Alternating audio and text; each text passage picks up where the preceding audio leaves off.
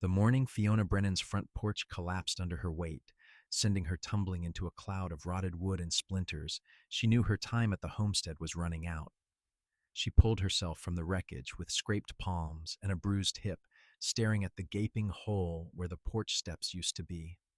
The ranch house her father had built 20 years ago in 1859 was dying around her, one plank at a time. The Wyoming Territory sun beat down mercilessly on the sagging roof, and she could see daylight through gaps in the barn walls from where she stood. At 23 years old, Fiona had been trying to hold this place together for 3 years since consumption had taken her father, but the land and the buildings were winning their battle against her.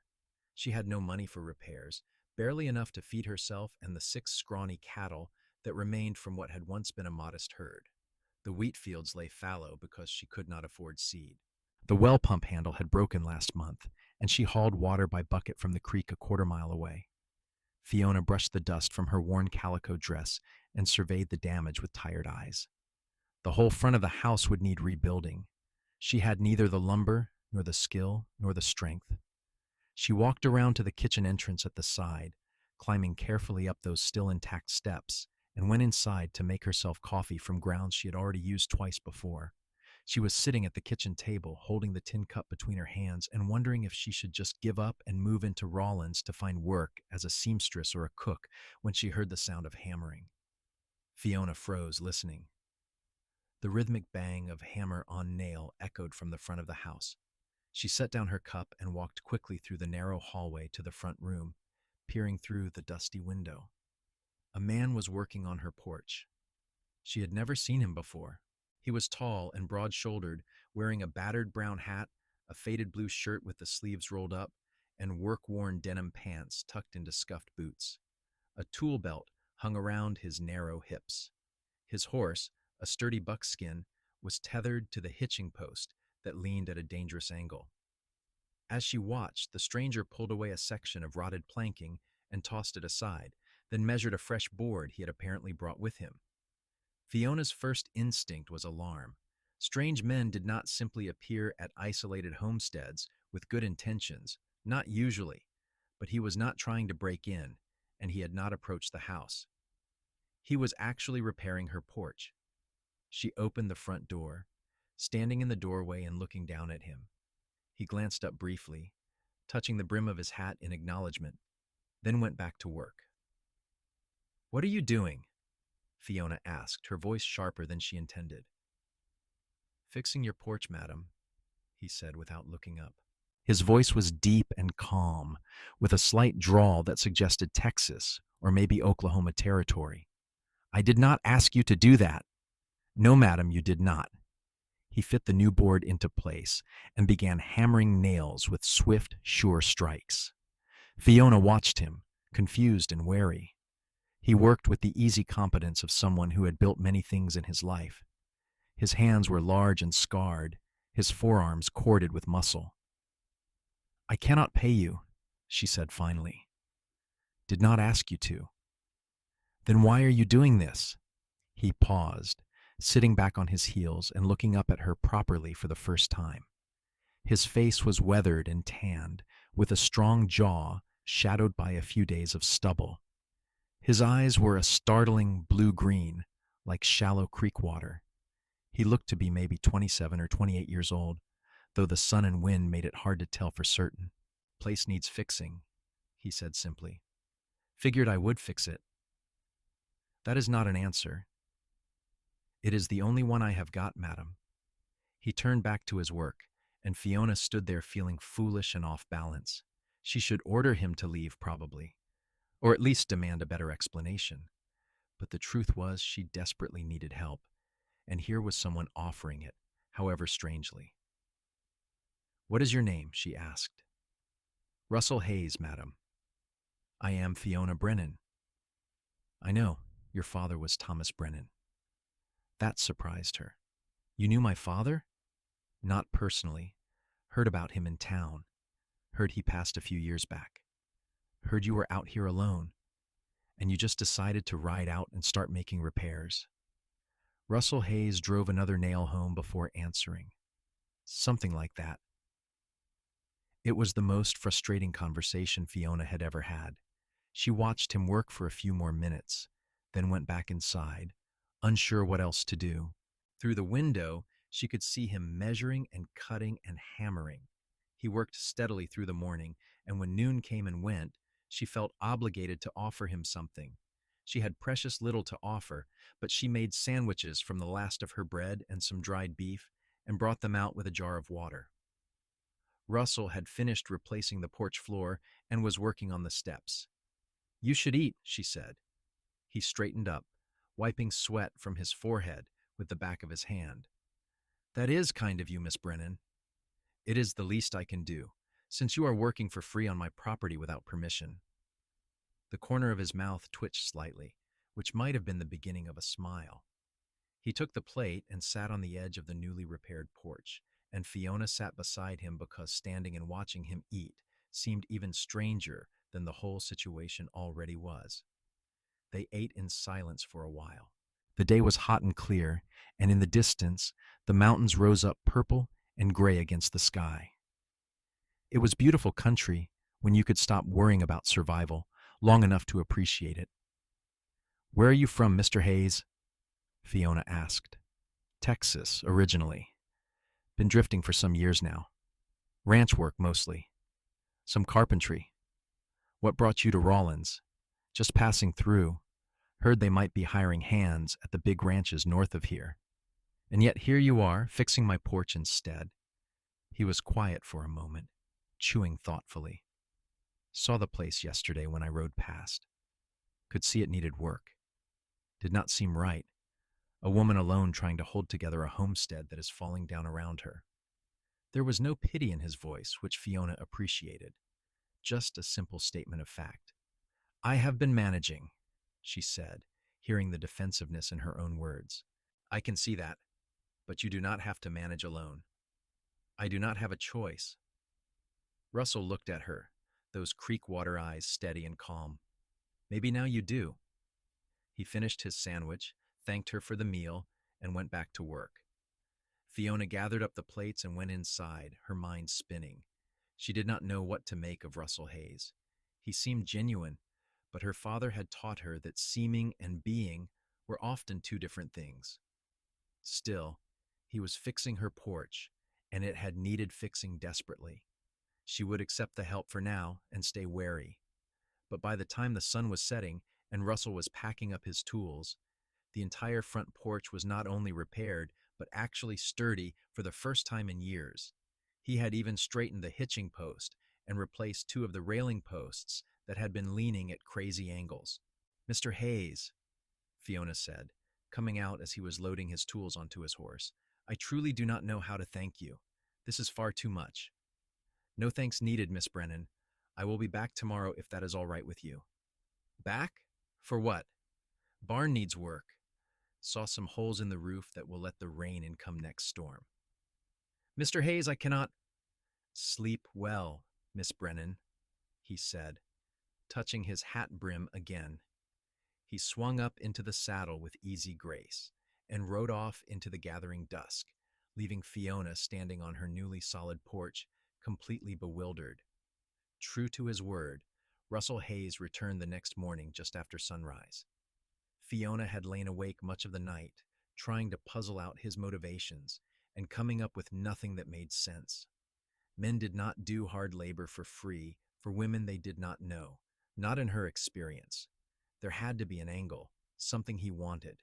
But when he arrived and simply started carrying boards up to the barn roof without even stopping to say good morning, she began to wonder if maybe he was just what he appeared to be, a decent man who saw someone in need and decided to help. The thought was almost more unsettling than suspicion. She went about her morning chores, hauling water from the creek, feeding the chickens and the cattle, trying to ignore the steady hammering from the barn. But by mid-morning, curiosity got the better of her, and she walked over to watch. Russell had climbed up onto the roof and was replacing the rotted shingles with new ones. He had brought more supplies with him, and Fiona wondered where he was getting the materials and how much they cost. The question must have shown on her face when he climbed down for water, because he said, "Found a mill outside of town that had some surplus lumber. Got it for cheap. How cheap? Cheap enough. Mr. Hayes, you are spending your own money on my property. That is not right. It is my money to spend how I choose, Miss Brennan. But why would you choose to spend it this way? He took a long drink from the dipper, then looked at her thoughtfully. My mother was alone after my father died. I was only 12, and we had a small farm outside of San Antonio. Place started falling apart around us. She tried to keep it together, but it was too much for one woman and a boy. Eventually, we lost the farm. Ended up in a tenement in town, and she took in laundry to keep us fed. Worked herself to death by the time I was 16. His voice was matter of fact, but Fiona could hear the old pain underneath. I am sorry, she said quietly. Long time ago now, but I think about it sometimes. Think about how, if someone had helped her just a little bit, maybe things would have turned out different. Maybe she would have lived longer. Maybe we could have kept the farm. He set down the dipper. I cannot go back and help her, but I can help you. So that is what I am doing. Fiona felt her throat tighten with emotion. That is very kind, she managed. Not kind. Just seems like the right thing. He went back to work, and Fiona stood there for a long moment before returning to her own tasks. But something had shifted. Russell Hayes was not a threat or a mystery. He was just a good man doing what he thought was right, and that was rarer than gold in this hard country. Over the next week, Russell came every day. He repaired the barn roof, replaced the rotted boards in the barn walls, and fixed the stall doors that had been hanging off their hinges. He mended the corral fence and rebuilt the chicken coop that had been sagging to one side. He fixed the well pump so Fiona did not have to haul water anymore. He worked from sunrise to sunset, steady and patient, and slowly the homestead began to look less like a ruin and more like a working ranch again. Fiona found herself looking forward to his arrival each morning. She started making better meals for him at midday, trading eggs in town for flour and beans, stretching her meager resources to provide decent food for the man who was working so hard for her. They ate together on the porch or under the cottonwood tree by the house, and they talked. Russell told her about his years drifting from ranch to ranch, about cattle drives and wild horses and towns he had seen. Fiona told him about growing up on the homestead, about her father and the good years before the drought and the cattle sickness, and finally his illness. He taught me everything, she said one afternoon. How to ride and rope and shoot, how to read the weather and care for livestock. He always said I was as capable as any son he could have had. He was right, Russell said, but being capable is not enough when you are one person trying to do the work of 3 or 4. I have been failing, Mr. Hayes, slowly but surely losing everything he built. You have not been failing, you have been surviving. There is a difference. He paused. And I think you can call me Russell now. We have been eating meals together for a week. Fiona smiled slightly. Then you should call me Fiona. All right, Fiona. The way he said her name, slow and careful like he was tasting it, made something warm unfold in her chest. She looked away, suddenly flustered, and stood to gather up the plates. As the days passed, Fiona found herself watching Russell more than she should, watching the way his muscles moved under his shirt when he hammered or lifted heavy boards, watching the concentration on his face when he measured and cut, watching the small smile he would give her when she brought him water or food. He was handsome. She could admit that now. Not in a polished way, but in the rough-hewn manner of a man who worked with his hands and lived honestly. And he was kind, genuinely, deeply kind in a way that had nothing to do with expectation or reward. He worked on her homestead as if it were his own, as if he had a personal stake in seeing it restored. More than once, she caught herself imagining what it would be like if he did have a stake in it. If this were their homestead, not just hers. If he stayed after the work was done. But she pushed those thoughts away as foolish. Russell was a drifter. He had said so himself. Men like that did not settle down. They kept moving, always chasing the next job, the next horizon. When the repairs were finished, he would ride away, and she would never see him again. The thought made her chest ache in a way that surprised her with its intensity. 2 weeks after Russell had first appeared, he finished the last of the major repairs. The homestead looked better than it had in years. The buildings were sound and square, the fences were straight, and everything that had been broken was now fixed. Fiona walked around the property that evening after Russell had left, touching the smooth new wood, testing the strength of the repairs, and feeling a mix of gratitude and profound sadness. Tomorrow she would have to thank him properly and say goodbye. Tomorrow he would ride on to whatever was next for him, and she would be alone again. But she would not be facing a collapsing homestead anymore. She would have a chance now, a real chance to make this place work. That was because of Russell, and she would never forget it. She was up early the next morning, before dawn, kneading dough for fresh biscuits. She made gravy from the last of the bacon fat and scrambled eggs from her best layers. If this was to be Russell's last meal here, she wanted it to be a good one. He arrived as the sun was breaking over the eastern plains and seemed surprised when she invited him in for breakfast instead of bringing food outside.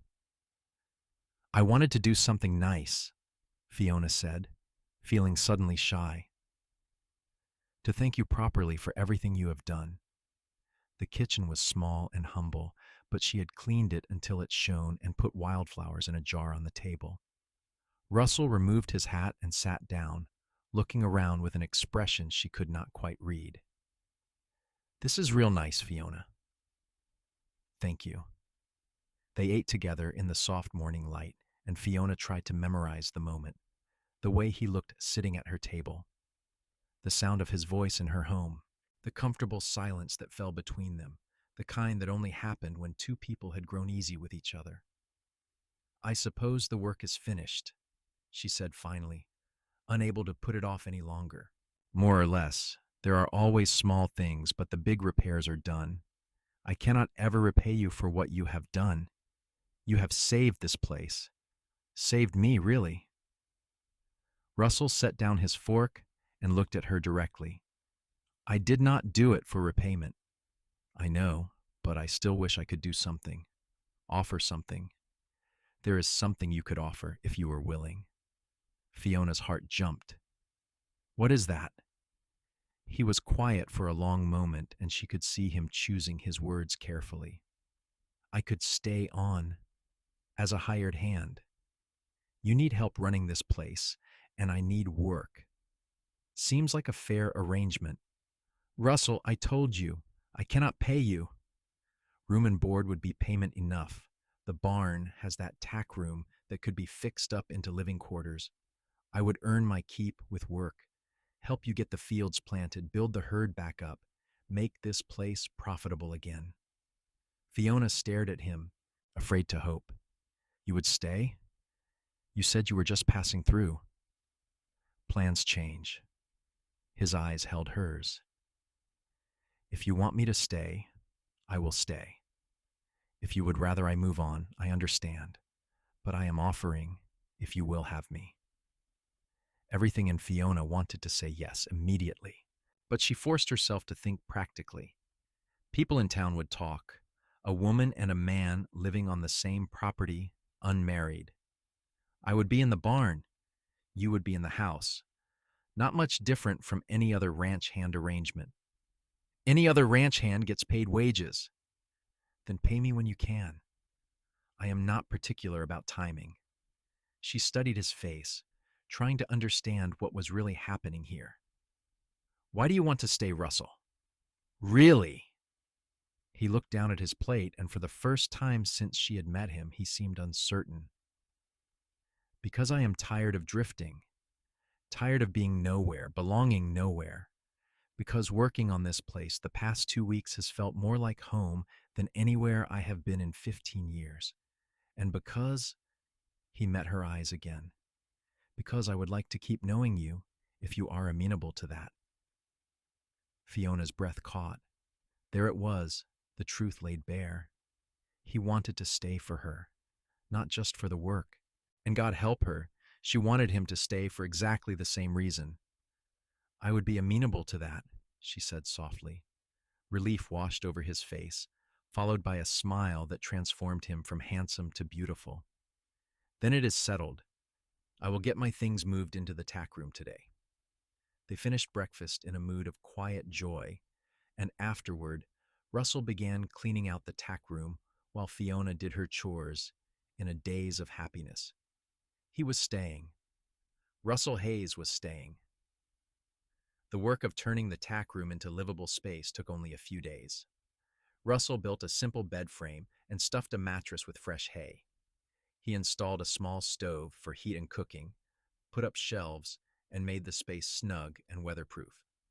Fiona contributed blankets and a pillow, a chair from the house, and various other small necessities. When it was done, it was Spartan but comfortable, and Russell seemed genuinely pleased with it. Better than most bunkhouses I have stayed in, he said, looking around with satisfaction. With Russell now officially living on the property, they fell into a rhythm. They rose early and worked through the day, stopping only for meals. Russell began the heavy work of preparing the fields for planting, breaking up the hard-packed earth with the old plow and the two draft horses Fiona had been using to pull the wagon. Fiona worked alongside him when she could, and tended to the other endless tasks that kept a homestead running when she could not. It was hard work, but it felt different now. Felt possible. And there was a new sweetness to her days because Russell was there. They talked while they worked, comfortable conversations about everything and nothing. Russell had a dry sense of humor that surprised her into laughter more than once, and she discovered that she could make him smile with stories about her father's stubborn insistence on doing things his own way, even when everyone said he was wrong. "Sounds like you take after him," Russell observed one afternoon. "How so?" "You are still here, are you not? When most people would have given up and left. That is stubborn in the best way. Or foolish. No. Brave."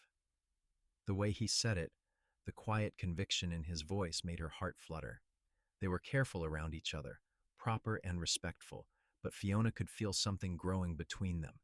A pull, a magnetic awareness that made her skin tingle when Russell stood close or accidentally brushed against her. She would catch him watching her sometimes, and the look in his eyes made her breath come short. A month after Russell had first arrived, Fiona went into Rawlins for supplies. She did not go to town often because she hated the pitying looks from people who knew her situation, but they needed seed for planting and a few other necessities she could not make or trade for. The general store was busy, and Fiona waited her turn, trying to calculate in her head how much she could afford. She was so focused on mental arithmetic that she did not notice Mrs. Patterson until the older woman was right beside her. "Fiona Brennan, I heard you have a man living out at your place now," Mrs. Patterson said loudly enough that half the store could hear. Fiona felt her face heat. "I have a hired hand. Yes, a hired hand you cannot pay, from what I understand. Makes a person wonder what other arrangements might have been made." The implication was clear and insulting. Fiona turned to face the woman fully, anger rising hot in her chest. "Mr. Hayes is working in exchange for room and board until I can afford to pay him wages. It is a standard arrangement. He lives in the barn, and he does the work of 3 men. If you have some concern about propriety, Mrs. Patterson, you are welcome to come inspect the sleeping arrangements yourself." Mrs. Patterson's face went red. "Well, I never—" "That much is obvious, or you would not be so quick to assume the worst about others." Fiona gathered up her supplies, paid, and left before the woman could respond. But the encounter shook her. She knew there would be talk. Small towns thrived on gossip, and her situation with Russell was unusual enough to fuel speculation. She would have to live with that, but she found she cared less about what people thought than she would have expected. Russell was helping her save her home. Anyone who wanted to make something ugly out of that could go to hell. When she returned to the homestead, Russell was working on repairing the paddock gate. He looked up as she drove the wagon in and immediately seemed to sense something was wrong. "What happened?" he asked, coming over as she set the brake. "Nothing. Just town gossip." "About us?" About you living here. Russell's jaw tightened. What did they say? Nothing worth repeating. She climbed down from the wagon, and Russell caught her elbow to steady her. His hand was warm and solid. If this is going to cause you trouble, I can. You are not leaving, Fiona said fiercely, surprising both of them. I do not care what people say. You have every right to work here, and I have every right to hire you. If anyone has a problem with that, it is their problem, not ours. Russell looked at her for a long moment, and something shifted in his expression. All right, he said quietly. But if the talk becomes more than talk, if it causes real problems for you, I want you to tell me. I will, but it will not. People will find something else to gossip about soon enough. But that night, lying in bed, Fiona could not stop thinking about Mrs. Patterson's insinuations. Not because they bothered her exactly, but because they made her acknowledge something she had been trying not to think about too directly. She wanted those insinuations to be true. Not the ugly version Mrs. Patterson had implied, but the real thing. She wanted Russell to be more than her hired hand. She wanted him in her house, not in the barn. Wanted him in her bed, not sleeping alone on a hay-stuffed mattress. Wanted him as her husband, her partner, her love. The realization should have frightened her, but instead, it settled over her with a sense of rightness. She had fallen in love with Russell Hayes somewhere between the first hammer blow and now. Fallen for his steady kindness, his quiet strength, his gentle humor. Fallen for the way he treated her as an equal, the way he worked as if her dreams were his dreams. The question was whether he felt the same way. Spring moved towards summer, and the homestead transformed under their combined efforts. The wheat they had planted began to sprout, tender green shoots covering the fields that had lain barren for so long. Russell bought 3 more head of cattle with money he said he had saved from previous jobs, and the small herd began to look almost respectable. He repaired everything that could be repaired and improved things that were already functional. The homestead had never looked better, even in her father's best years. And every day, Fiona fell more deeply in love. She thought Russell might feel the same way. There were moments when their eyes would meet and hold, when the air between them seemed to crackle with unspoken feeling. Times when his hand would linger on hers longer than necessary, or when she would catch him looking at her with an expression of such tenderness it made her ache. But he never said anything, never crossed the line from hired hand to something more. Maybe he was being respectful. Maybe he was waiting for some sign from her. Or maybe she was reading too much into things, seeing what she wanted to see rather than what was real. The uncertainty was torture. One evening in late June, a storm rolled in from the west. They saw it coming all afternoon, the sky darkening and the wind picking up. Russell helped Fiona secure everything that could blow away and get the animals into shelter. By the time they finished, the first fat raindrops were falling. "You should get inside," Russell said, raising his voice over the rising wind. "So should you." "I will. Going to check the barn one more time, make sure everything is battened down." Fiona went into the house as the rain began in earnest, a pounding deluge that turned the yard to mud within minutes. Lightning flashed and thunder rolled across the plains. She lit a lamp and waited for Russell to come in from the barn, but he did not appear. After 10 minutes, she began to worry. She pulled on her father's old oilskin coat and went out into the storm. The rain was blinding, and the wind tore at her clothes.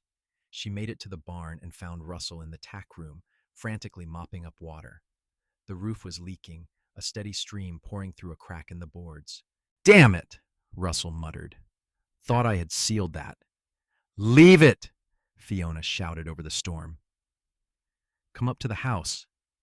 It will ruin everything in here. I do not care, it is not safe out here." As if to emphasize her point, a massive crack of lightning struck somewhere close, the thunder so loud it felt like the earth shook. Russell looked at the leak, then at her, and made a decision. He grabbed a few things and followed her out into the storm. They ran for the house, splashing through puddles and nearly blown off their feet by the wind. By the time they crashed through the kitchen door, they were both soaked through and gasping. Fiona slammed the door against the wind and leaned against it, breathing hard. That is one hell of a storm, Russell said, water dripping from his hat. Are you all right? Fine, just wet. He looked around, seeming suddenly aware that he was standing in her kitchen, dripping all over the floor. I should not be in here. Where else would you be? Your room is flooding. Still, it is not proper. Russell, we are both soaked to the skin. There is a storm raging outside, and your roof is leaking. I think propriety can take a back seat for one night. She moved past him toward the stove. I'm going to make coffee. You should get out of those wet clothes before you catch your death. I do not have anything dry to change into. Everything was in the tack room. Fiona thought for a moment, then went to her bedroom and returned with one of her father's old shirts and a pair of his work pants. She had kept them, unable to bring herself to get rid of them, even though she would never wear them. These should fit you, she said, handing them to Russell. They were my father's. Russell took them with a reverence that touched her. Are you sure? I am sure he would want them used. You can change in the front room. I will change in my bedroom. When they met again in the kitchen, both wearing dry clothes, Fiona poured coffee and they sat at the table. The storm raged outside, but inside it was warm and dry and almost cozy. The lamp cast a golden glow over everything, and Fiona was intensely aware of Russell's presence, of the intimacy of sitting together in the night while the world howled around them. Thank you, Russell said, for the clothes, for letting me in. Where else would you go? Still, I know it is not proper, me being in here. Do you care what is proper? Fiona asked. Russell looked at her, the lamplight reflecting in his eyes. Not as much as I care about other things. What things? He was quiet for a long moment, and Fiona's heart pounded. This felt like one of those moments when everything could change, when the unspoken could finally become spoken. Fiona, Russell said slowly, I think you know that my feelings for you have gone beyond those of a hired hand for his employer. Have they? She barely breathed the words. Yes, and if I am reading the signs wrong, if you do not feel the same way, tell me now and I will do my best to keep things as they were. But if there is any chance that you might feel something for me too, I need to know. Because staying here, being close to you every day, wanting what I cannot have, it is becoming more difficult than I can bear. Fiona set down her coffee cup with a hand that shook slightly. You are not reading the signs wrong. Then you do feel something. Yes. The word came out as almost a whisper. I have been in love with you for weeks, Russell. Maybe since the beginning. I just did not know if you felt the same way. The relief and joy that flooded his face was answer enough, but he said it anyway. I love you, Fiona. I think I started loving you the day I rode up and saw you standing in that ruined porch, chin up and eyes fierce, refusing to give up even though you had every reason to. I have loved you more every day since. Fiona felt tears spring to her eyes. Then why did you never say anything? Because I am a drifter with nothing to offer you. Because you deserve better than a man with no prospects and no family and no ties. Because I was afraid that if I told you how I felt, you would send me away, and losing you would be worse than being near you and not being able to have you. You have everything to offer me, Fiona said fiercely. You have kindness and strength and loyalty. You have skill and hard work and dedication. You have already given me so much, Russell. You saved my home. You saved me. How could you think that is not enough? Is it enough, truly? Instead of answering with words, Fiona stood and moved around the table. Russell stood too, and they faced each other in the lamplight, the storm raging outside forgotten. Fiona reached up and touched his face, feeling the rasp of stubble under her palm, and Russell covered her hand with his own, his eyes never leaving hers. I love you, she said again. I want you to stay. Not as a hired hand, but as my partner. My husband, if you will have me. If I will have you? Russell's voice was rough with emotion. Fiona, I would marry you tonight if there were a preacher available. I want nothing more than to spend my life with you, building this place together, making a home together. You are everything I never knew I was looking for. Then it is settled, Fiona said, echoing his words from that first breakfast. We will be married. Russell pulled her into his arms, holding her close, and Fiona pressed her face against his chest, feeling his heart pounding as hard as her own. They stood like that for a long time, just holding each other, letting the reality of their confessed feelings sink in. Finally, Russell pulled back enough to look down at her. I want to do this properly. Court you. Ask for your hand the right way. You have been courting me for 2 months without either of us calling it that, Fiona pointed out. And there is no one to ask for my hand. I am my own woman, Russell, and I choose you. Then may I kiss you? I wish you would. He lowered his head slowly, giving her time to change her mind, but Fiona had never been more certain of anything. When his lips met hers, it was soft and sweet and perfect. She had been kissed before, clumsy stolen kisses from boys at town dances when she was younger, but this was nothing like that. This was a kiss that promised everything, that spoke of commitment and desire and love. She melted into it, into him, and when they finally broke apart, they were both breathing hard. We should stop, Russell said, though he made no move to let her go. Why? Because if we do not, I will want more than I should take before we are married. Then we should get married quickly. He laughed, a surprised sound of pure happiness. How quickly? Is tomorrow too soon? Tomorrow, we would have to wait for the storm to clear and then ride to town and find the preacher and get a license. Probably be at least 2 days. Then 2 days, Fiona said. I have waited long enough for you, Russell Hayes. I do not want to wait any longer than necessary. They kissed again, longer and deeper, and Fiona felt heat pool low in her belly. She wanted him with an intensity that shocked her, wanted to feel his hands on her skin, wanted to know what it would be like to be his in every way. But Russell was right. They should wait, do this properly, even if properly only meant 2 more days. When they finally broke apart for the second time, Fiona was flushed and trembling. Russell looked no more composed. You should sleep in my bed tonight, Fiona said. I will take the front room couch. I cannot take your bed. The front room couch is perfectly comfortable, and your room is flooding. Do not argue with me. Russell smiled, that slow smile that transformed his face. I am learning that arguing with you is a losing proposition. Good, that will serve you well in our marriage. They put together makeshift bedding in the front room, and Russell insisted on taking the couch despite Fiona's protests. She finally gave in and went to her bedroom, but she lay awake for a long time, listening to the storm and thinking about the man in the next room, her fiancé, her soon-to-be husband.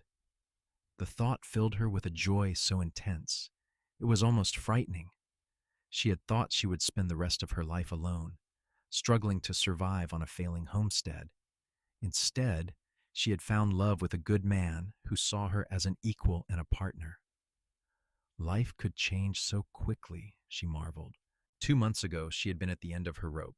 Now she had everything she had ever wanted, even things she had not known she wanted. The storm blew itself out by morning, leaving the world washed clean and smelling of rain. Russell's tack room was a mess, but they cleaned it up together, and Russell patched the leak that had caused the problem. Then they hitched up the wagon and drove into Rawlins. The town was busy, people out inspecting storm damage and making repairs. Fiona and Russell went straight to the church and found Reverend Mitchell in his office. Miss Brennan, the Reverend said, surprised. What brings you to town? I would like to be married, Reverend, Fiona said, to Mr. Russell Hayes, as soon as possible. The Reverend looked between them, his eyebrows rising. That is quite sudden, is it not? We have known each other for 2 months, Russell said, and I have loved her for most of that time. I see no reason to wait. Well, I suppose if you are both certain, do you have a marriage license? Not yet, we will get one today. Then come back tomorrow and we can perform the ceremony. Will you want witnesses? Fiona thought about it. She did not have close friends in town, had never been good at social connections. Just whoever is available. We do not need anything fancy. Tomorrow at 2 o'clock then. And congratulations to you both. They went to the courthouse and obtained the license, then bought supplies for a wedding supper. Fiona chose a new dress fabric and Russell bought a new shirt. They spent more than was wise, but Fiona did not care. This was a celebration, a new beginning. She wanted it to feel special. On the ride back to the homestead, Russell reached over and took her hand. "Are you nervous?" he asked. "No, are you?" "A little. Not about marrying you. About whether I can be the husband you deserve." "You already are, Russell. You have been in every way but name since the day you started rebuilding my porch." He squeezed her hand gently. "I will spend the rest of my life trying to make you happy. You already do." That night they sat on the newly repaired front porch and watched the sun set over the mountains. In less than 24 hours, Fiona would be married. The thought still felt slightly unreal, but in the best possible way. She leaned against Russell's shoulder, and he put his arm around her, and they sat in comfortable silence as the stars began to come out. "I never thought I would have this," Russell said quietly. "A home, someone to love, a place to belong. Neither did I. I thought I would grow old alone, barely surviving. We will do more than survive. We will thrive, I promise you that, Fiona. I know. We will do it together." They were married the next day at 2 o'clock in the afternoon, standing in the small church with Reverend Mitchell's wife and the church organist as witnesses. Fiona wore the new dress she had stayed up late sewing, a simple blue calico that made her eyes look even more vivid. Russell wore his new shirt and his best pants, and he had trimmed his beard and slicked back his hair. He looked handsome and nervous, and so earnest that Fiona wanted to cry. They spoke their vows in steady voices, Russell's hands holding hers firmly as they promised to love and honor each other for the rest of their lives. When Reverend Mitchell pronounced them husband and wife, Russell kissed her gently, sweetly, and Fiona felt the rightness of it settle into her bones. This was her husband. This was her life now. And it was everything she wanted. They had a small dinner at the hotel restaurant to celebrate, then drove home in the early evening light. The homestead looked beautiful in the golden hour, the fields green with growing crops, the buildings solid and straight. It was truly a home now, not just a collection of failing structures. And it was theirs, together. Russell helped Fiona down from the wagon, and then without warning, swept her up into his arms. "What are you doing?" she asked, laughing. "Carrying my bride over the threshold. It is tradition. We have been living here for months. But you were not my wife then." He carried her up the porch steps and through the door, setting her down gently in the kitchen. The house was quiet and dim, and suddenly the reality of what came next hit Fiona. They were married now. This was their wedding night. She felt a flutter of nervous anticipation. Russell must have seen something in her face because he took her hands and said, "We do not have to rush anything. I can still sleep in the barn if you are not ready." "I am ready," Fiona said firmly. "I want you here. I want you with me. I am just a little nervous." "So am I." "Really?" "Of course. I want this to be good for you, Fiona. I want to do right by you." His concern touched her and helped her relax. "Then we will figure it out together, just like everything else." Russell smiled and pulled her close, kissing her slowly. Fiona let herself sink into the kiss, into the feeling of his arms around her and his body solid against hers. The nervousness faded, replaced by warmth and desire. This was Russell, her husband, the man she loved. Everything would be all right. They moved to the bedroom, helping each other undress with fumbling hands and soft laughter. There was an awkwardness to it, but also a sweetness, a sense of discovery. When they finally lay together in the bed that had been Fiona's alone for so many years, skin against skin, it felt like the most natural thing in the world. Russell was patient and gentle, attentive to her responses, making sure she was comfortable and ready before they came together fully. There was pain, brief and sharp, but it faded quickly into something else entirely, something that built and spiraled until Fiona was gasping his name, her fingers digging into his shoulders, and when it crested and broke, Russell followed her over the edge with a groan, and they held each other in the aftermath, both trembling. "Are you all right?" Russell asked, his voice rough. "I am perfect," Fiona said, and meant it. They lay tangled together as the room darkened, talking softly and touching gently, learning the landscape of each other's bodies. When they finally drifted off to sleep, Fiona had never felt more content, more complete. She was home in a way she had never been before, not just in her house or on her land, but in Russell's arms. That was where she belonged now. The weeks and months that followed were the happiest of Fiona's life. They worked the homestead together, partners in every sense. The wheat grew tall and golden, and when harvest time came, they brought in a crop that was modest but respectable. Russell's cattle had multiplied, and they were able to sell several head at good prices. Slowly, carefully, they were building financial stability. But more than that, they were building a life. They ate meals together and slept wrapped in each other's arms. They talked and laughed and sometimes argued about the best way to approach some task, though their arguments never lasted long and always ended in laughter or kisses or both. They made love often, learning each other's pleasure, growing more confident and adventurous. Fiona had never imagined that marriage could be so fulfilling, that physical intimacy could be so joyful. By October, Fiona realized she had missed her monthly courses. She waited another month to be certain before telling Russell, but her suspicions were confirmed. She was pregnant. She told him one evening after supper, nervous about how he would react. They had not discussed children, had barely had time to settle into marriage before this happened. "Russell, I have something to tell you." He looked up from the harness he was mending, his expression curious. "What is it?" "I am pregnant. We are going to have a baby." Russell stared at her for a long moment, and Fiona's heart sank. Maybe he was not ready for this. Maybe it was too soon. But then a slow smile spread across his face, growing until it was the biggest, most joyful smile she had ever seen him wear. "We are going to have a baby," he said, his voice full of wonder. "Yes, in the spring, I think." "Are you happy about it?" "Happy?" He crossed the room in 3 long strides and pulled her into his arms, lifting her off her feet. "Fiona, I am overjoyed. A baby. Our baby. God, I cannot believe it." He set her down carefully, as if she were suddenly made of glass, and Fiona laughed at his expression of comical concern. "I am not fragile, Russell. Pregnancy is not an illness.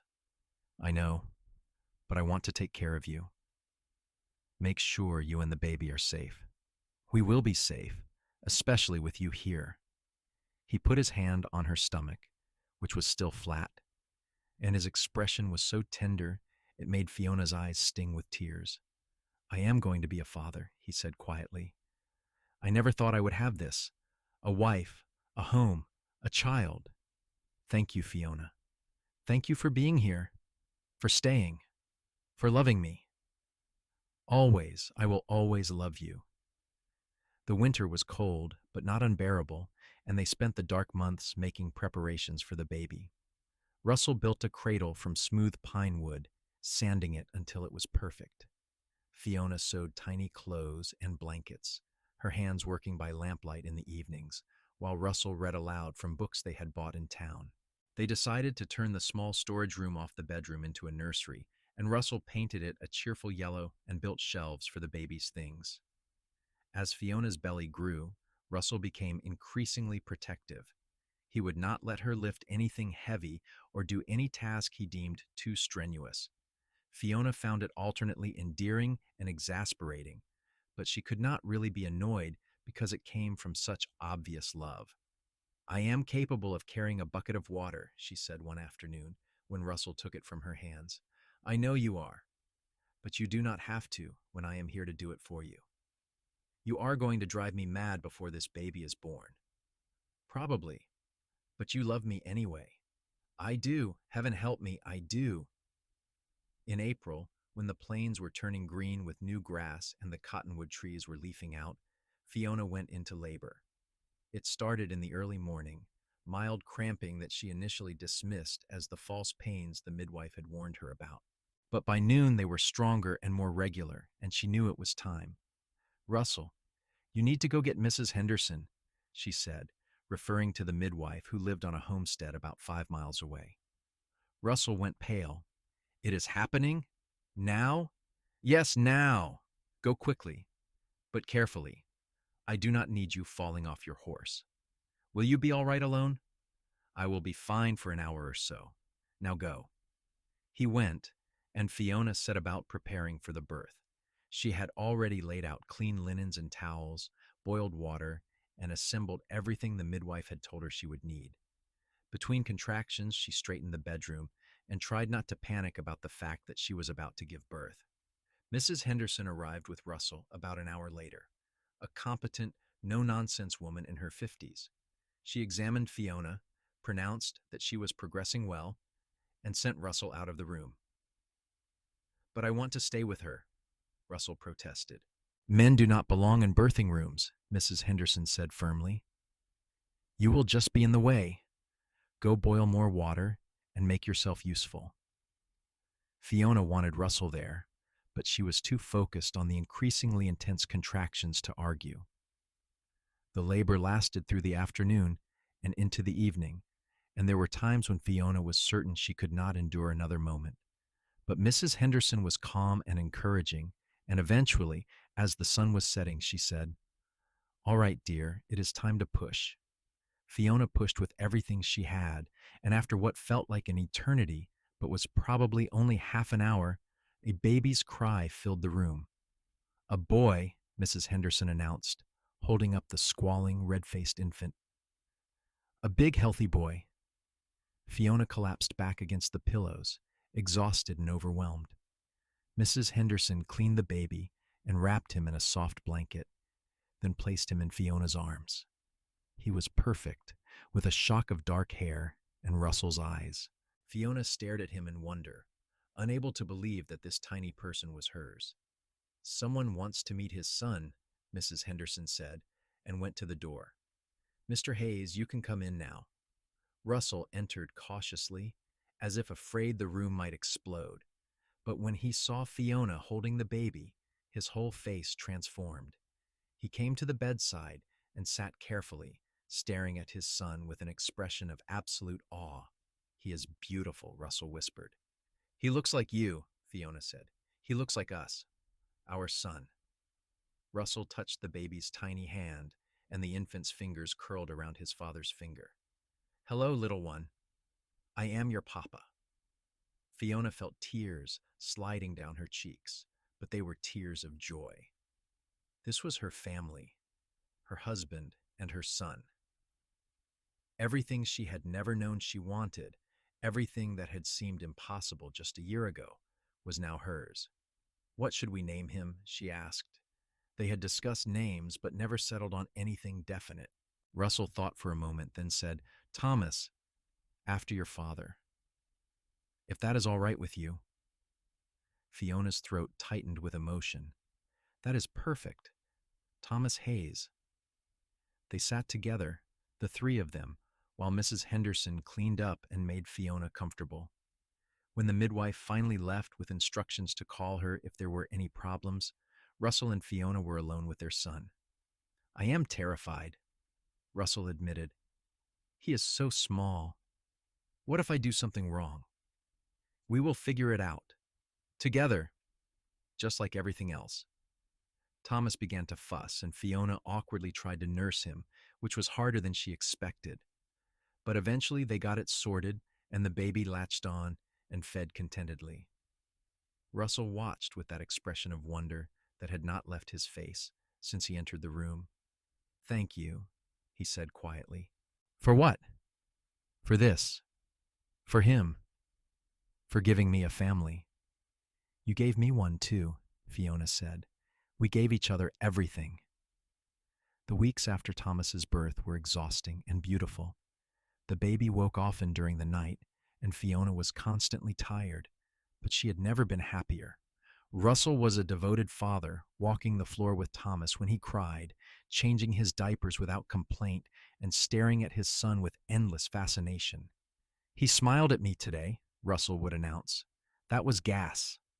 It was a smile. He knows his papa."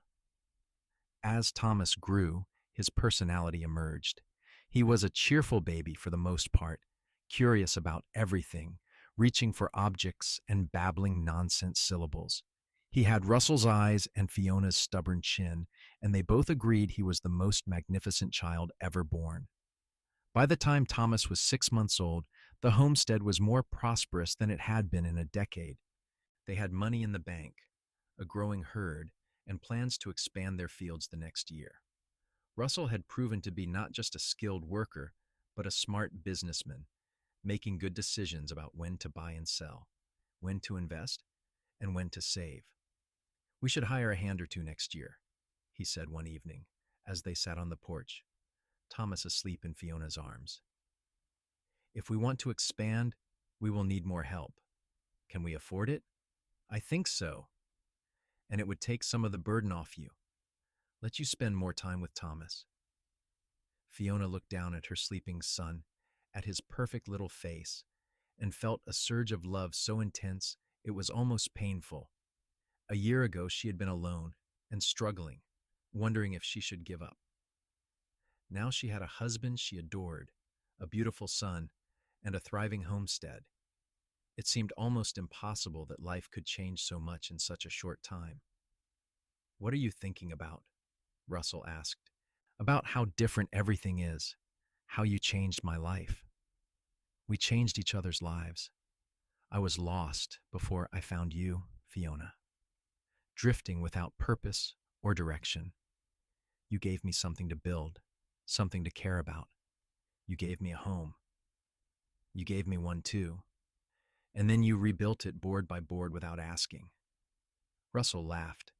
"That seems like 100 years ago now." "It was barely over a year. So much has happened since then. And so much more will happen. We have a whole life ahead of us, a whole future to build together." Fiona leaned her head on his shoulder, careful not to jostle the sleeping baby. "I love you, Russell Hayes, more than I have words for. I love you too, you and Thomas. You are my whole world." They sat in comfortable silence as the sun set and the stars emerged, and Fiona felt a deep contentment settle over her. This was happiness. This was home. Not the buildings or the land, though those mattered, but the people, the love, the family they had created together. 2 years later, they welcomed their second child, a daughter they named Sarah.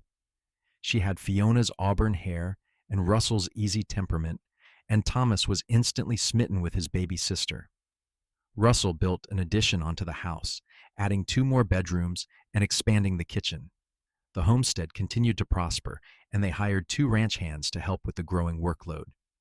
Fiona's days were full of children and cooking and endless household tasks, but also of laughter and love. She and Russell still worked side by side when they could, though her primary focus now was on the children. She did not mind. Watching Thomas and Sarah grow, teaching them and playing with them, was its own kind of fulfillment. In the evenings after the children were in bed, she and Russell would sit together and talk about their day, about their plans, about nothing and everything. Sometimes they would make love, still finding joy and passion in each other after years of marriage. Other times they would simply hold each other, content in the quiet closeness. "Do you ever regret it?" Fiona asked one night. "Giving up drifting? Settling down here?" "Never. Not once. This is everything I ever wanted, even when I did not know I wanted it. You are everything, Fiona. I feel the same way. I cannot imagine my life without you now. Then it is a good thing you will never have to. When Thomas was 5 and Sarah was 3, Russell and Fiona began talking about having another child. They both wanted a larger family, and the homestead was stable enough to support more children. That winter, Fiona discovered she was pregnant again, and they welcomed their third child, another son they named James, the following autumn. The house that had once been falling down around Fiona was now full of life and noise and love. Children's laughter rang through the rooms. The smell of baking bread and simmering stew filled the kitchen. The barn housed a dozen horses and a substantial herd of cattle. The fields stretched green and gold depending on the season. They were not rich, but they were comfortable, and more importantly, they were happy. On their 5th wedding anniversary, Russell took Fiona into town for dinner, leaving the children with Mrs. Henderson for the evening. It was a rare treat to be alone together, and they savored it. After dinner, they walked through the quiet streets in the twilight, hand in hand. 5 years, Fiona said. It feels like both forever and no time at all. I know what you mean. Sometimes I still cannot believe my luck. That I happened to ride past your place that day. That I decided to stop and help. I am glad you did. I think about what would have happened if you had not, and it frightens me. I would have lost everything. I might have lost myself. You are stronger than you think. You would have survived. Maybe. But I would not have lived. Not really. Not like this. Russell stopped and turned to face her, taking both her hands in his. I will never stop being grateful that I found you. You and the children are my everything, my purpose, my joy. I love you more now than I did the day we married, and I will love you more with every year that passes. Fiona felt tears sting her eyes. I love you too. Always. He kissed her there in the street, gentle and sweet, and Fiona kissed him back with all the love in her heart. When they finally broke apart, she was smiling. Let's go home, she said. Home. I like the sound of that. They drove back to the homestead under a canopy of stars, and when they arrived, the house was glowing with lamplight from the windows. It looked warm and welcoming and solid, a far cry from the crumbling structure Fiona had been struggling to maintain 5 years ago. Russell had rebuilt it board by board, and in doing so, he had rebuilt her life as well, had given her hope and love and a future she had never imagined possible. As they walked inside to collect their children and relieve Mrs. Henderson, Fiona thought about how much could change in such a short time, how a single decision, a single act of kindness could alter the entire course of a life. Russell had stopped to help a stranger, expecting nothing in return, and had found his home. She had accepted that help, wary and uncertain, and had found her soulmate. Thomas ran to greet them, chattering excitedly about his evening, and Sarah toddled behind him, demanding to be picked up. James was asleep in Mrs. Henderson's arms, his face peaceful. Russell took James carefully, cradling his youngest son against his chest, while Fiona hugged Thomas and lifted Sarah. They thanked Mrs. Henderson and saw her out, then worked together to put the children to bed. Later, lying in the darkness with Russell's arms around her, Fiona felt that deep contentment she had come to associate with her life. It was not always easy. There were hard days and difficult moments, struggles and setbacks. But through it all, they had each other, and that made everything worthwhile. What are you thinking about? Russell murmured sleepily. About how happy I am, about how lucky we are. Very lucky. I think about that every day. Do you remember the first thing you said to me? When I asked what you were doing? I said I was fixing your porch. You were fixing my whole life. You just did not know it yet. Russell's arms tightened around her. We fixed each other's lives. That is what love does, I think. It mends the broken places, makes us whole. Then I am very whole now, because of you. And I am whole because of you. They drifted off to sleep, wrapped around each other, and outside the stars wheeled slowly across the Wyoming sky. The homestead rested quiet and solid beneath them, sheltering the family within. A family that had been built board by board, day by day, with hard work and dedication and love. Years continued to pass, each one bringing its own joys and challenges. Thomas grew into a responsible young man who loved working the land with his father. Sarah became a bright, spirited girl with a gift for numbers and a head for business.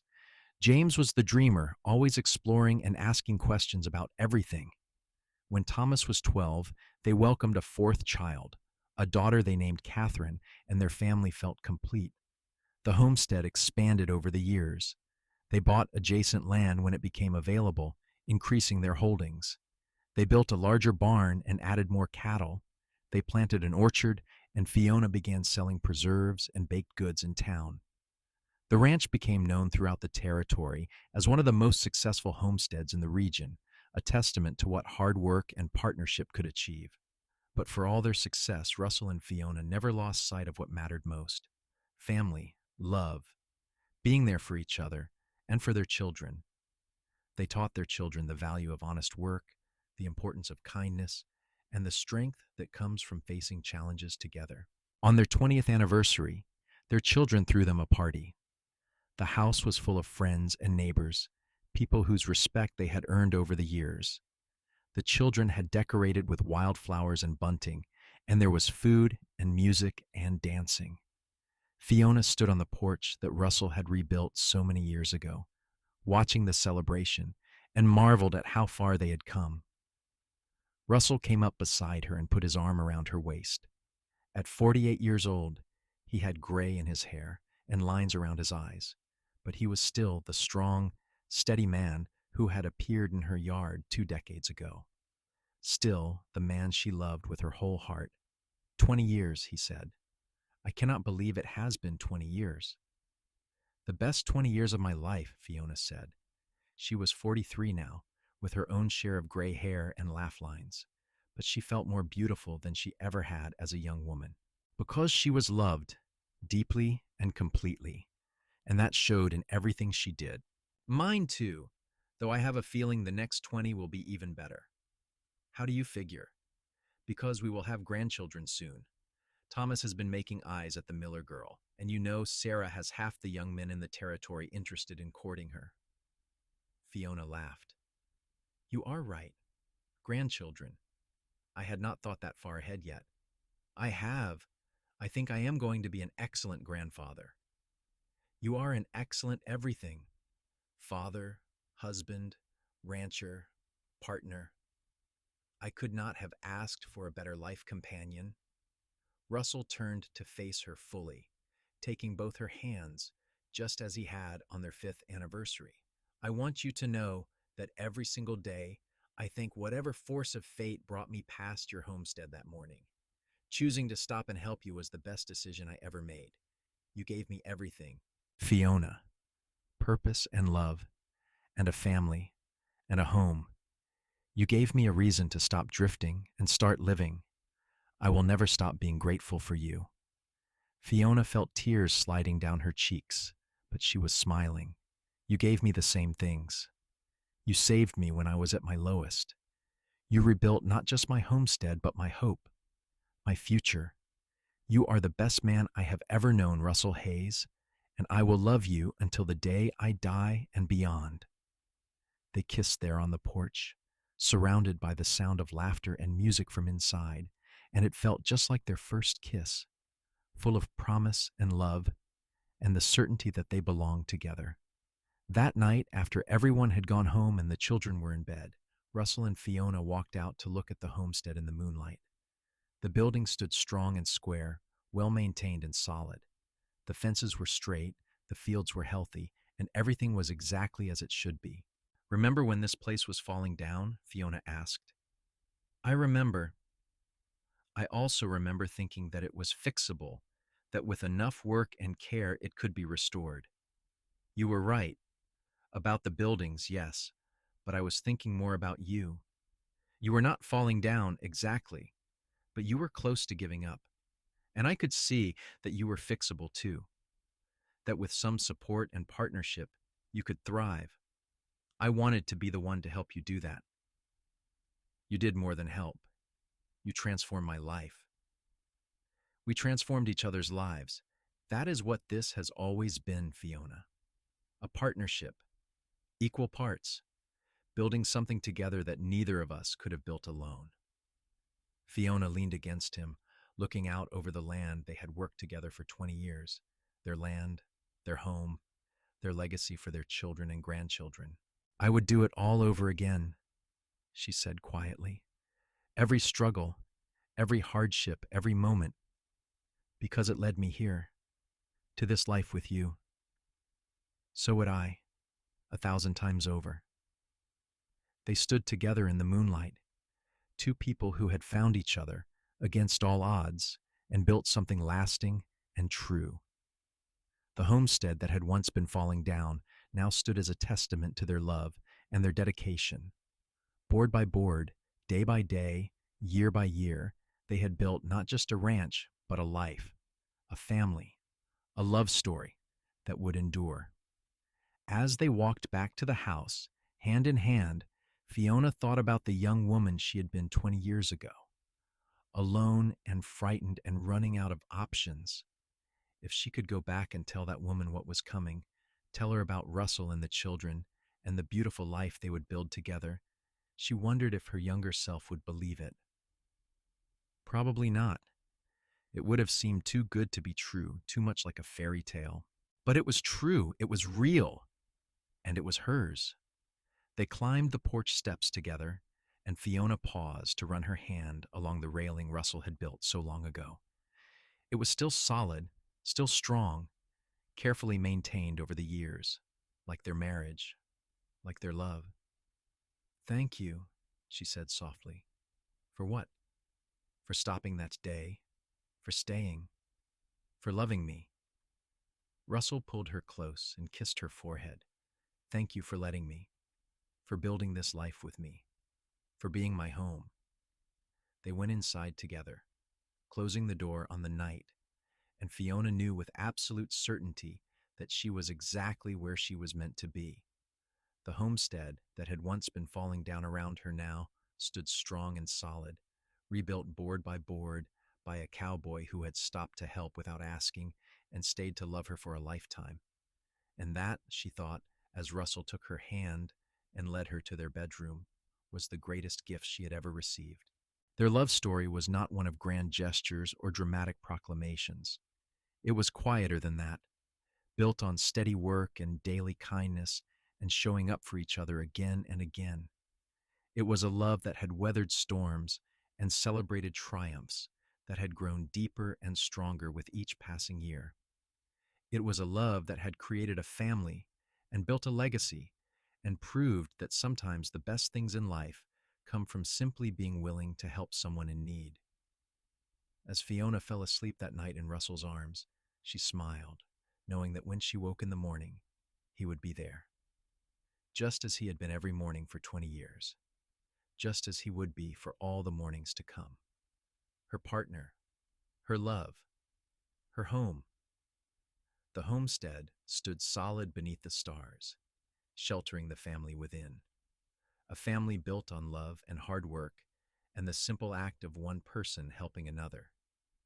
And in that shelter, in that love, they had found everything they had ever needed. The years that followed their 20th anniversary were gentle ones. Thomas married the Miller girl, a sweet woman named Emma, and they built a house on the far edge of the property. 2 years later, they presented Russell and Fiona with their first grandchild, a boy they named Russell Thomas. Russell wept when he held his namesake for the first time, and Fiona fell in love all over again, watching her strong, steady husband cuddle the tiny baby with such tenderness. Sarah eventually married as well, choosing a young lawyer from Rawlins named Patrick, who adored her sharp mind and business sense. They settled in town but visited the homestead often. James surprised everyone by becoming a teacher, moving to Cheyenne to attend normal school, and then returning to teach at the school in Rawlins. And Catherine, their youngest, showed every sign of being as stubborn and capable as her mother. insisting she wanted to run her own ranch someday. As grandchildren arrived, the homestead became even more full of life. Russell built swings and a playhouse, and Fiona baked cookies and told stories. They watched their children become parents and marveled at how quickly time passed. The young couple who had married in such a rush were now in their 50s, surrounded by the legacy of their love. One summer evening, when they were both 55 years old, Russell and Fiona sat on the porch watching the sun set. Three of their grandchildren were playing in the yard, their laughter ringing out in the warm air. Inside, Sarah and Emma were making dinner, and the smell of cooking food drifted out through the open windows. "This is what I always dreamed of," Russell said quietly, "though I did not know it until I had it. A full house, family everywhere, children and grandchildren, love in every corner." "Me too, though I had given up on dreaming by the time you found me. I am glad I helped you dream again." Fiona took his hand, lacing her fingers through his. His hands were rougher now, more scarred from decades of hard work, but they were still the hands that had rebuilt her homestead and held her through countless nights. Still the hands of the man she loved. "Do you remember the day we met?" she asked. "When I asked why you were fixing my porch, and you said it needed fixing?" "I remember. Did you know then that we would end up here?" Russell was quiet for a long moment, considering. "No, I did not know, but I hoped. From the moment I saw you standing in that doorway, fierce and brave and determined not to give up, I hoped there might be something more, that maybe I had found what I had been looking for all those years of drifting. You had, you just did not know it yet. Neither did you." "No, but I learned. You taught me that accepting help is not weakness, that partnership is stronger than struggling alone, that love can rebuild anything, even a broken-down homestead and a woman who had given up hope." Russell brought her hand to his lips and kissed her knuckles gently. "You were never broken, Fiona, just bent, and you would have straightened out on your own eventually. I was lucky enough to be there to help. We were both lucky." They sat in comfortable silence, watching their grandchildren play and the sun paint the sky in shades of orange and pink. This was contentment, Fiona thought. This was the reward for all those years of hard work and dedication. Not wealth or fame, but this: family and love and the peace that came from a life well lived. When they were 60 years old, Russell and Thomas took over most of the heavy ranch work, though Russell still insisted on doing more than Fiona thought was wise. She had slowed down as well, spending more time in the house and garden than in the fields. But they were both still healthy and active, still very much partners in running the homestead. One morning in early spring, Fiona woke to find Russell propped up on one elbow, watching her sleep. She smiled at him, still half drowsy. "What are you doing?" she asked, looking at my beautiful wife. "I am old and gray, Russell Hayes. You are perfect and beautiful, just like you were 35 years ago when I first saw you." "You are biased. Absolutely, but I am also right." She reached up and touched his face, tracing the lines that time and weather had etched there. "We are getting old. We are, but we are getting old together. That is all that matters. I love you. After all these years, after everything, I love you more than I ever have. And I love you. You are still the best thing that ever happened to me, Fiona. Still my home, my heart, my everything." They made love slowly that morning, with the tenderness of long familiarity and the passion that had never faded. Afterward, lying tangled together in the sheets, Fiona felt a wave of gratitude so powerful it brought tears to her eyes. "What is wrong?" Russell asked, concerned. "Nothing. Everything is right. I am just so grateful for this life we have built. For you, for our family, for every single day we have had together. I am grateful too, every day." They got up and went about their morning routines, and life continued in its comfortable patterns. But Fiona carried that feeling of gratitude with her through the day, acknowledging how blessed she was, how easily things could have gone differently, how close she had come to losing everything before Russell appeared and changed her fate. On their 40th wedding anniversary, their children and grandchildren threw them an enormous celebration. The homestead was packed with people. 3 generations gathered to honor the love story that had started it all.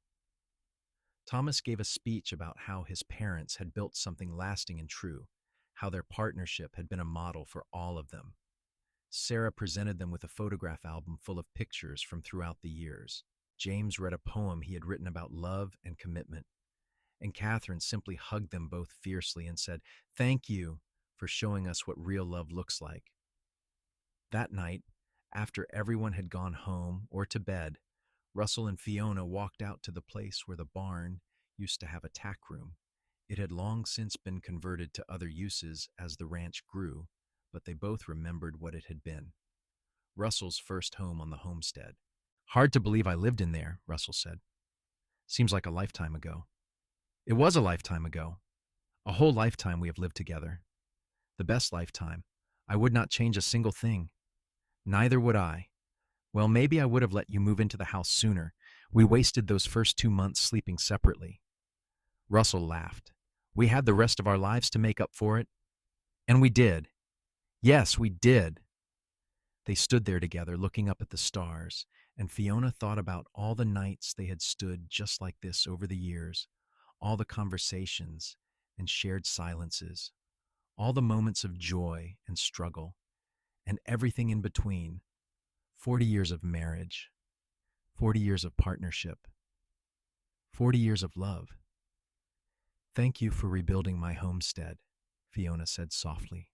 "Thank you for letting me stay. Thank you for loving me. Thank you for loving me back."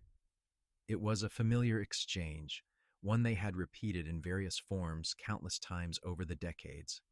But it never got old, never lost its meaning, because gratitude was at the heart of what they had built together. Gratitude and love and the commitment to keep showing up for each other, day after day, year after year. As they walked back to the house, Fiona looked around at the homestead that had once been falling down around her. The place Russell had rebuilt board by board without asking, simply because it needed to be done and he was capable of doing it.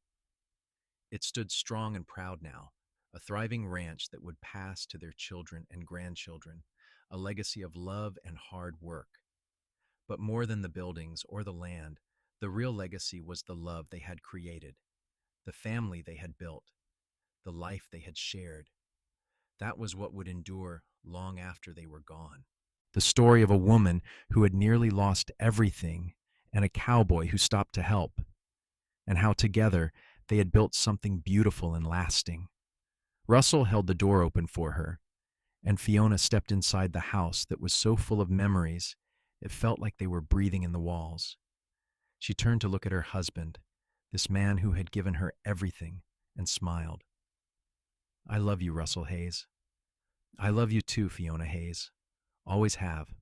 Always will." They went to bed that night, wrapped in each other's arms, just as they had for 40 years, and Fiona fell asleep, feeling completely content. Her homestead was no longer falling down.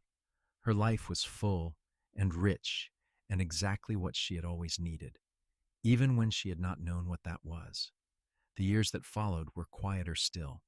Russell's health began to fail slowly in his early 70s, though he fought against it with stubborn determination.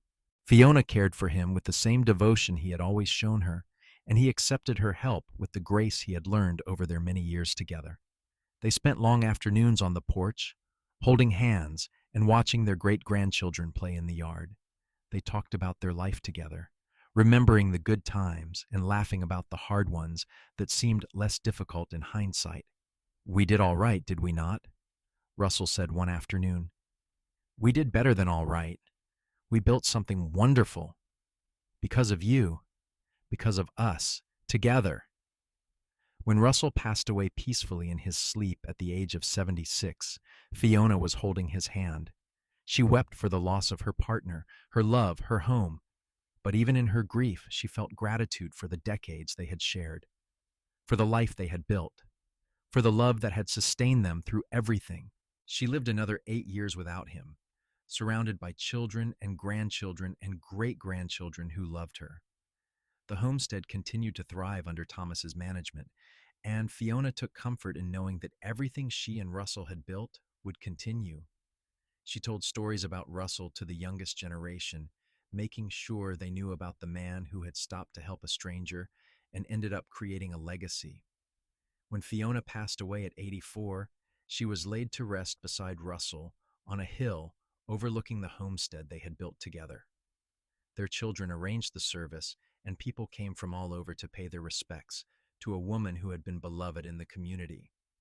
But the most fitting tribute was the homestead itself, still standing strong and solid, still sheltering the family that had grown from two people who had loved each other well. Years later, their great-great-grandchildren would play on that same land, in the shadow of buildings that Russell had rebuilt and Fiona had helped maintain. They would hear stories about the cowboy who had appeared one day and fixed a falling-down homestead, and about the woman who had been brave enough to accept help and wise enough to recognize love when it appeared. And in those stories, the legacy lived on. The legacy of a homestead rebuilt board by board. The legacy of a love that had lasted a lifetime and beyond. The legacy of two people who had found each other when they both needed it most and who had built something beautiful together. The homestead still stands, a testament to the power of love and partnership and refusing to give up. And if you listen carefully on quiet evenings, when the wind blows just right across the Wyoming plains, you can almost hear the echo of laughter from long ago. The sound of a family that grew from one act of kindness. The sound of a love story that began with a simple question, "What are you doing?" and ended with everything two people could ever want. The homestead was falling down around her. A cowboy rebuilt it, board by board without asking. And in doing so, he rebuilt her life, her hope, and her future. Together, they created a love that lasted forever and a legacy that would never be forgotten.